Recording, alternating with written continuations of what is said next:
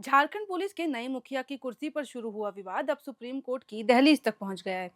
बात हो रही है राज्य के डीजीपी अनुराग गुप्ता की नियुक्ति को लेकर दायर की गई अवमानना याचिका की, जिसे भाजपा नेता बाबूलाल मरांडी ने चुनौती दी थी। लेकिन आज सुप्रीम कोर्ट ने इस याचिका को खारिज कर दिया है और जिसके साथ ही अनुराग गुप्ता को एक बड़ी राहत मिली है।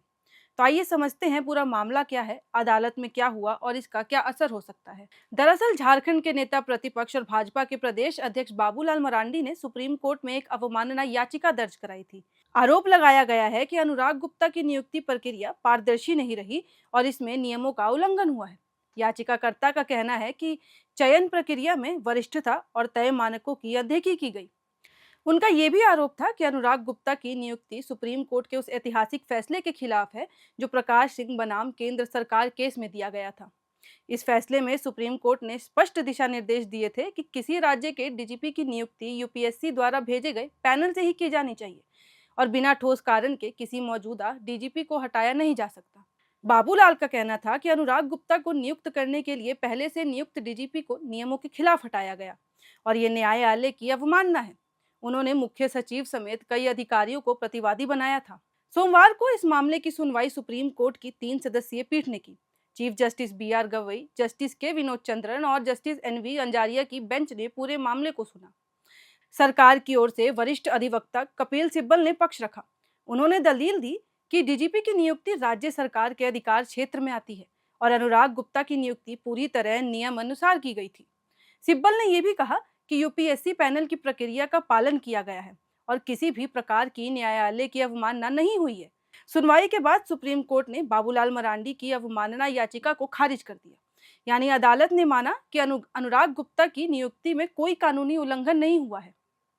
इस फैसले के बाद अनुराग गुप्ता को एक बड़ी राहत मिली है। अब उनकी नियुक्ति पर कोई कानूनी अड़चन नहीं रही। अनुराग गुप्ता झारखंड पुलिस में लंबे समय से सेवा दे रहे हैं और उन्हें एक सख्त अनुशासित अधिकारी माना जाता है। हालांकि उनकी नियुक्ति को लेकर राजनीतिक विवाद जरूर खड़ा हुआ था, लेकिन सुप्रीम कोर्ट के फैसले ने फिलहाल इस विवाद को विराम दे दिया है। इस मामले का असर सिर्फ एक नियुक्ति तक सीमित नहीं है।